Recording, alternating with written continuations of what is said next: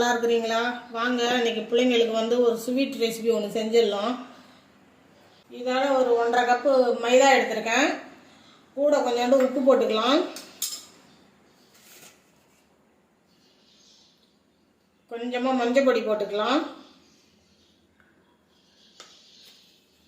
எல்லாத்தையும் அப்படியே கலந்து விட்டுக்கலாம்.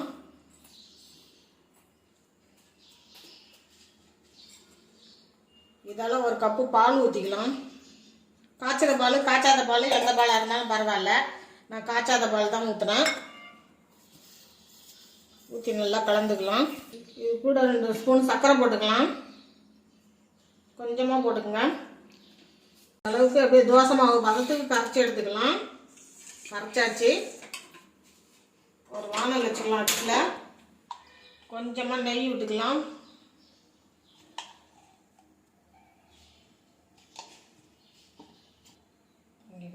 இங்கே பாருங்கள், உங்கள்கிட்ட என்ன நட்ஸ் இருக்கோ அதை எடுத்துக்கங்க. நான் கொஞ்சம் முந்திரி பருப்பு, பாருங்கள் சாரப்பருப்பு, பாதாம் பருப்பு எல்லாம் கட் பண்ணி வச்சுருக்கிறேன்.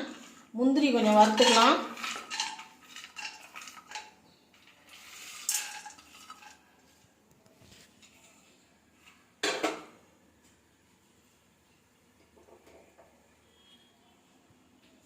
பாருங்கள், கொஞ்சம் வேர்க்கடலை வறுத்துட்டு அப்படியே ஒன்றும் பாதியமாக நுணுக்கி வச்சுருக்கேன். அதையும் இது கூட போட்டுக்கலாம். தேங்காய் துருவி வச்சுருக்கேன், அதையும் இது கூட சேர்த்துக்கலாம்.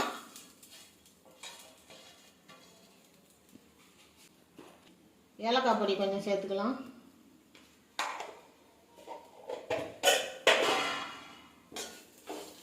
நல்லா வதக்கிக்கலாம். கூடவே ஒரு கப்பு நாட்டு சர்க்கரை எடுத்து வச்சுருக்கேன், அதையும் கலந்துக்குவோம்.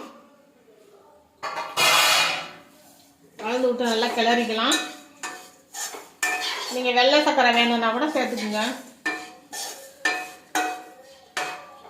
நெய் தடவிக்கலாம்.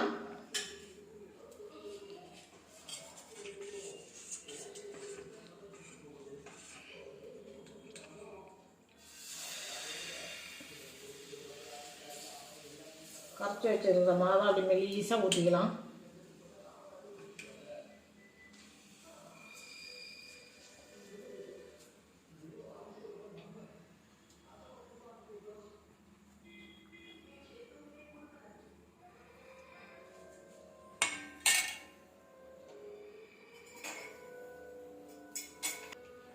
சுற்றி கொஞ்சம் நெய் விட்டுக்கலாம்.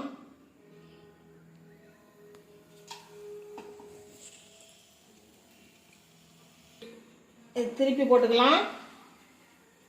இன்னொரு கலந்து வச்சதெல்லாம் இதில் நடுவில் வச்சுக்கலாம்.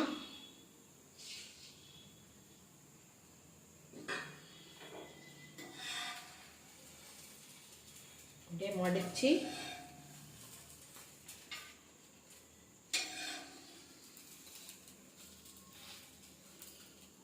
பாருங்க, சுட சுட நட்ஸ் போலி ரெடி ஆயிடுச்சு. இதே மாதிரி நீங்களும் செஞ்சு சாப்பிட்டு பாருங்க. சாப்பிட்டு பார்த்துட்டு எப்படி இருந்ததுன்னு கமெண்ட்ல சொல்லுங்க. லைக் பண்ணுங்க, ஷேர் பண்ணுங்க, சப்ஸ்கிரைப் பண்ணுங்க.